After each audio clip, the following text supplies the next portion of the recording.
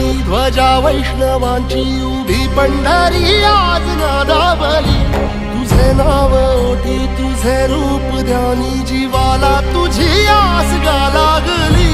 जरी बाप साऱ्या जगाचा परी तू आम्हाले कराची विठू माऊली